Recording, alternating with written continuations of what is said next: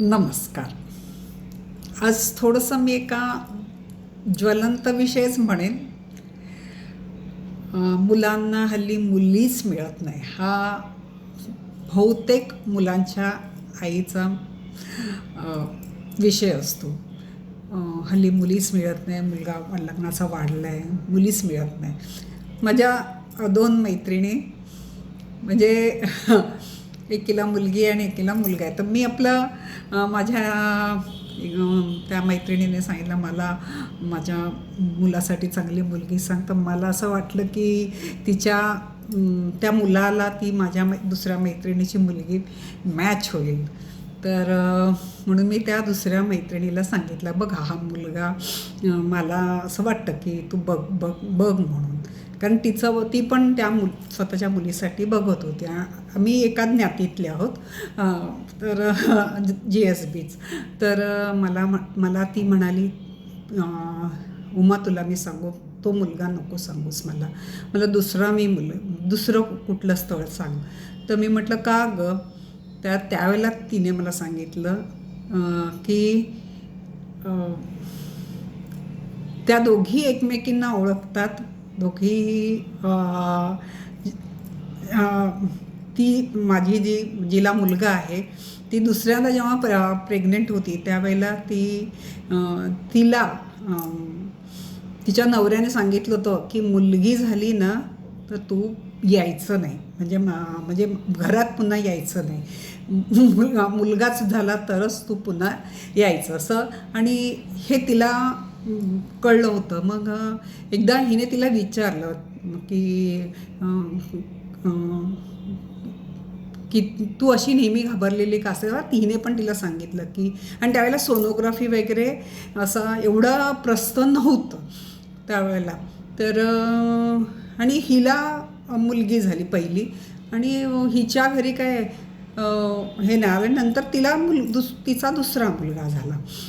तर ती दुसरा मुलगा झाल्यावर ती हिला म्हणाली एकदा भेटल्यावर की बरं झालं बाई मला दुसरा मुलगा झाला, नाही तर माझ्या नवऱ्याने मला सांगितलं होतं मुलगी झाली तर तू मुलीसकट चालतं व्हायचं. म्हणजे मोठ्या मुलाला हे ठेवून घेणार होतं आणि मुलीला नेणार होतं. मुलीला घेऊन तू जायचं असं माहेरी तुझ्या. मुलगी आपल्याला नाही पाहिजे. तर माझी मैत्रीण मला म्हणाली, ज्या घरामध्ये एक मुलगा असताना सुद्धा दुसरं अपत्य म्हणून मुलगी नको होती, अशा घरात मी कशाला माझी मुलगी देऊ.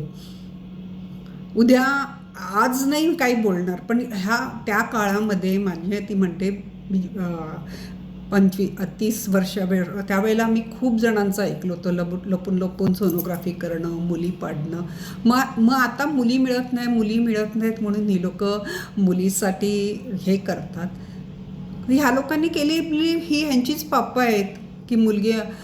आता मला तरी असं वाटतं की माझ्या मुलीला मला जेव्हा माहिती आहे की ह्या घरामध्ये अशी पद्धत आहे की मुलगी नको, तर मग अशा घरात मी माझ्या मुलीला माहीत असून का मी देऊ. मी तिला म्हणाले की अगं त्यावेळेला 30 वर्षापूर्वी त्या मुलाच्या बापाचं ते विचार असतीलही, पण आज त्या मुलाचं तसं विचार नसेल. तू एकदा त्या मुलाबरोबर बोलायला हरकत नाही. पण तिच्या मनात इतकी अढी बसली आहे त्या कुटुंबाबद्दल की ज्या कुटुंबात दुसरं अपत्यसुद्धा मुलगीच पाहिजे होती, अशा घरामध्ये म्हणजे मुलगाच पाहिजे होता. मुलगी झाली तर ते अपत्यासकट आईने आपल्या ह्या घरात यायचं नाही. म्हणजे मग बायको तरी कशाला आणली. हे त्या मैत्रिणीचं ही बाजू किंवा तिचा ठामपणा मला पटतोय. पण माझ्या मैत्रिणीचा मुलगा, मला त्याचे विचार, मी काय त्याच्याबरोबर जास्त बोललेली वगैरे नाही आहे, पण त्याचं शिक्षण चांगलं आहे, चांगल्या ठिकाणी कामाला आहे. आपण जे बघतो तेच आपल्याला माहीत असतं जेवढं बघतो ते. आणि मला हे माहीत नव्हतं की तिला दुसरा मुलगा झाला तर तिच्या नवऱ्याने तिला तू घरात यायचं नाही वगैरे असं म्हटलेलं हे मला माहीत नव्हतं. म्हणून मी तिला विचारलं, अगं तुझ्या दुसऱ्या बाळणपणाच्या वेळेला असं तुझ्यावर अट ठेवण्यात आली होती का. तेव्हा तिने मान्य केलं, हो तुला कोणी सांगितलं. तर मी म्हटलं नाही, मला आता असं कळलं मी तुझं स्थळ सांगताना मी असं ऐकलं. तेव्हा ती माझी मैत्रीण म्हणाली, अगं, आम्ही खूप बहिणी होतो. अक्षरशः आम्हाला जसं मिळालं तसं लग्न करून दिलं. काहीही बघितलं नाही. मला हा वकील आहे असं सांगून लग्न करून दिलं. पण माझा नवरा वकीलही नव्हता. वकिलाच्या हाताखाली कारकून होता.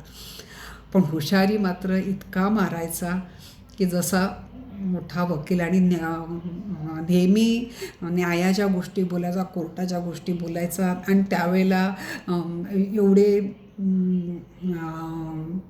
नियम मलाही माहीत नव्हते की आपल्या बाजूने एवढे आहेत. आणि उठसूट हे झालं तर तुला माहेरी पाठवीन, ते झालं तर तुला माहेरी पाठवीन. आणि भीती होती की घरच्यांनी सांगितलं होतं की आता तू लग्न झाली असं तिथेच सांभाळायचं. आणि माझ्या माहेरच्यापेक्षा माझं सासर मला अतिशय बऱ्यापैकी मिळालं होतं. म्हणजे आम्ही एकदमच छोट्याशा घरात आम्ही सगळी भावंडं राहत होतो. आमचं संडास बाथरूम बाहेर होतं. पण मग इथे मला सगळं व्यवस्थित असलेल्या ठिकाणी आली तर मला असं वाटायचं की जाऊ दे, मला बोलतायत, माझ्या बाहेरच्यांना बोलतायत, पण मला पोटाला आणि कपड्याला तर कमी करत नाही म्हणून मी गप्प राहिले. पण दुसऱ्याच्या नंतर लगेच दुसरा मुलगा झाल्यावर मी लगेच पहिलं ऑपरेशन करून घेऊन पुन्हा तो विषय तिसरं नकोच म्हणून मी बसले. पण मलाही कळतं आहे की मी स्वतः माझ्या घरी सगळ्या मुली वाढल्यामुळे मलाही असं वाटायचं आतून, मला स्वतःला असं वाटायचं की मला मुलगी नको. कारण त्या पण 6-7 बहिणी असल्यामुळे त्यांच्या लग्नाच्या बाबतीत खूप प्रॉब्लेम होत होता. म्हणजे ती माझ्यापेक्षा 10-1 वर्षाने लहान असेल. ती आता 50ची वगैरे आहे. मी 62ची, माझी 62 होऊन गेलेली आहे. तर पण खरंच ना, निसर्गसुद्धा आपल्याला धडा शिकवतो. ह्या निसर्गामध्ये स्त्री आणि पुरुष दोघंही समसमान असले पाहिजेत. जर नुसते पुरुषच राहिले आणि स्त्रिया नसल्या, आणि आपल्या संस्कृतीत तरी आपल्या संस्कृतीत खूप जण संन्यस्त वगैरे पण होतात. असं मला दुसऱ्या संस्कृतीत दिसत नाही. संन्यस्त हे हिंदुस्थानातच म्हणजे मग ते जैन असू दे, बुद्ध असू दे, ह्याच्यामध्ये, आणि हिंदू असू दे, ह्याच्यामध्ये संन्यासी होणं हा प्रकार आहे. म्हणजे स्त्री पुरुष भेद करून त्या काळामध्ये खरंच असं खूप व्हायचं की आधी गर्भाशयामध्ये बघून मुली पाडल्या गेल्या. मग त्यावेळेला मुली पाडल्या. आता तो रेशिओ येताना मुली कमी झालेल्या आहेत. पुन्हा आता ज्या मुलींना शिकवलं आहे त्या शिकून सवरून चांगल्या ठिकाणी असतील तर त्या स्वतःचा विचार करायला लागल्यात. नाही शिकलेल्या असतील त्यांनाही आता न्याय आपल्या कायदा आपल्या बाजूने असं वाटून त्याही हटून बसतात. आणि मग मुलांना मुली मिळत नाहीत. खरंच खूप माझ्या मैत्रिणी आहेत, खूप ओळखीच्या आहेत, नात्यातल्या आहेत. मी हे फक्त GSBतलं नाही सांगत, मी प्रत्येक ह्याच्यातलं मी बघते की मुलांना मुली मिळत नाहीत हल्ली. खूप मुलांच्या आई आणि मुलांची वयं अशीच वाढत चाललेली आहेत. मुलीचाही वाढत आहे, मी त्याबद्दल नाही, पण त्याबाबत मुलींच्या आईंच्याकडून मी अजून ऐकलेलं नाही की माझ्या मुलीला स्थळ सांग. पण मुलांच्या तिशीला गेलेला अगं माझा मुलगा एक चांगलं स्थळ सांग असे सांगणारे, अगदी जातीचा पण नको सांगत, पण मुलगी चांगली असेल तर बघ असे म्हणणाऱ्याही आया आता दिसतात. पण ह्याचं थोडंसं कारण 30 वर्षापूर्वी झालेलं हे मुलींना काढून टाकण्याचं, पोटातच गर्भातच मारायचं, हे पण कारण असेल ना. मग निसर्ग त्याचा रंग दाखवतो आहे असं मला वाटतं. आता पुढे काय होणार आहे, ही लग्नसंस्था किती टिकणार आहे हे काय मला माहीत नाही. पण निसर्ग त्याचं रंग दाखवणार. आपण कितीही म्हटलं की आपल्याला आपण खूप पुढारलेले आहोत, खूप शोध लावलेत, हे लावलेत, तरी निसर्गाच्या पुढे आपण नक्कीच जाऊ शकणार नाही. त्याचा एक धक्का आपल्याला खूप महागात पडतो. आता बघू आता हे जे मुलांचे लग्नाचं आहेत प्रॉब्लेम कसे कसे मिटतील, काय होईल ते माहीत नाही. पुढच्या अजून एक 10 वर्षाच्या 20 वर्षाच्या नंतर वेगळाच प्रत्येकासमोर वेगळा प्रश्न असेल. आता हा मुलांना मुली मिळत नाही हा प्रश्न आहे. नंतर म्हणजे आमच्या काळामध्ये मुलींची लग्न होणं हा प्रश्न होता. हुंडा न घेता करणं हा प्रश्न होता. आता मुलींना पैसे देऊन घेतोय तरी मुली मिळत नाही हा प्रश्न आहे. अजून थोड्या वर्षाने लग्नच नको का काय असे प्रश्न असतील काय माहीत नाही. तुम्ही मला ऐकताय त्याबद्दल मी खूप आभारी आहे.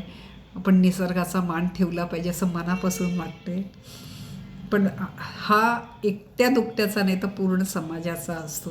त्यांचा समाजाचा कल जसा असेल तसा 10-20 वर्षाने त्याचा प्रतिसाद किंवा पडसाद आपल्याला दिसतो. धन्यवाद.